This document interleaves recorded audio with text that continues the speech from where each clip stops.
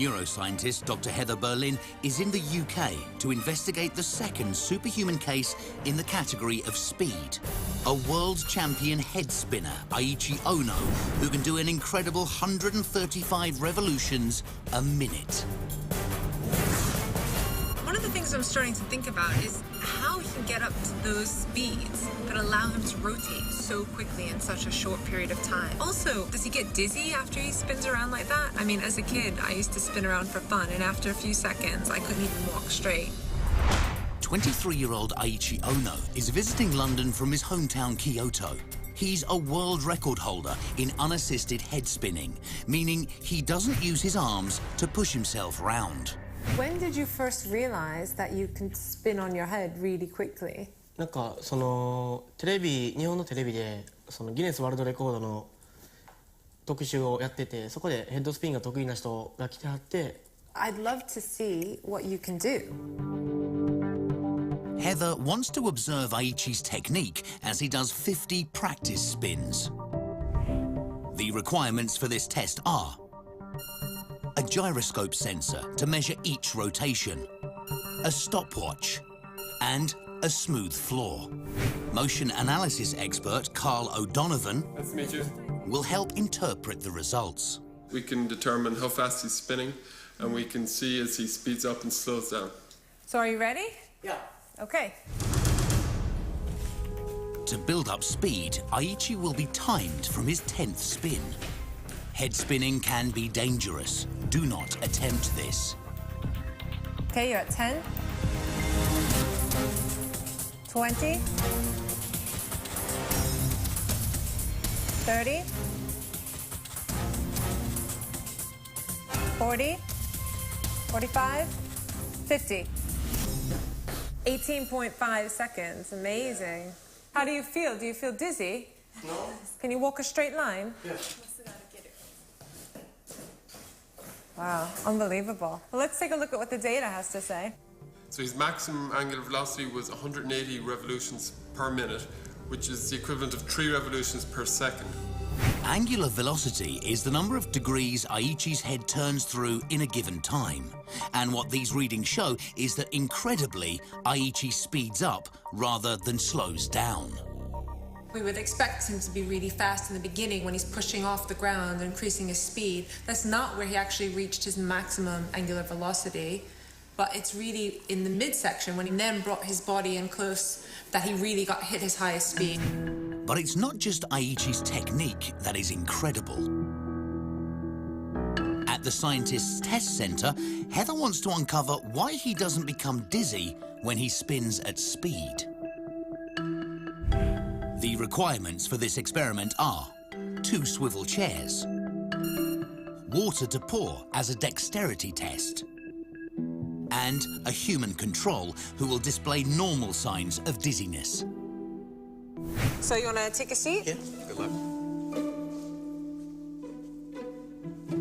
1, 2, 3.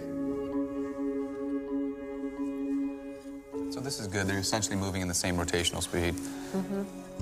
After 20 spins, Aichi and the control must walk the white line and measure out 100 milliliters of water. This will test how dizziness affects their balance and coordination. Okay, stop. And walk the line. Go.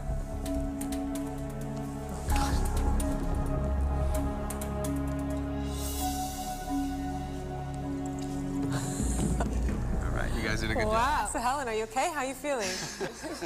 Very disoriented. You're like holding on to the chair, to the table to stay. You almost fell over there. And that's exactly what's supposed to happen for most of us. And the fact that you don't feel that way at all and you're just standing casually is remarkable. Oh, look at this motor coordination. I mean, she spilt all over the table. He was perfect, and he got it right on the 100 milliliter line. Aichi has clearly shown that he can defy dizziness. Aichi has a lot of control over his movements, even in states where most people would have none. It's something to do with the inner ear, because it is the inner ear that signals the stability, effectively the position of the head in space. When someone is spun in a chair, liquid in the ear's vestibular system that regulates balance moves suddenly. This overstimulates sensors in the ear, causing dizziness. but Aichi appears to be resistant to the body's automatic response to spinning. So, Heather is taking him to a London diagnostics centre to find out why. Okay, put this on. Here, consultant Gerald Brooks will artificially stimulate Aichi's balance system to induce dizziness. If his eye movements remain normal during this process, this will indicate he is indeed immune to disorientation. The tests we're running this morning involve stimulating his balance system with running some warm and cool water into the ears and measure a change in his eye movement. How would a normal person behave? They would feel subjectively dizzy, a little bit sick, and they'd have a lot of anomalous eye movements. The quicker a subject's eye movements return to normal, the greater their ability is to suppress feelings of dizziness. So, how will Aichi fare? I've got the results of your tests. While normal people, it takes their eyes a lot of time to adapt and adjust. But with you, you adapted very quickly and you sustained that. It still makes me wonder if you were maybe born this way or if this is something that you've learned over time.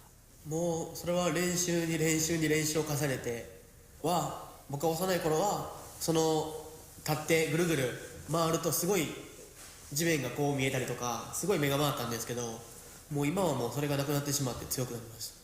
That's interesting. Then it seems that it has been learned over time.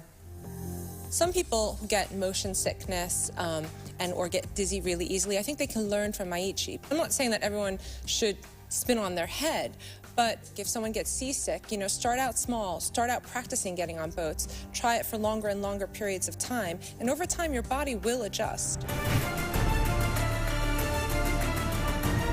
Aichi's phenomenal resistance to dizziness pushes human biology to the limit. But will it be enough to earn him a place in the showdown?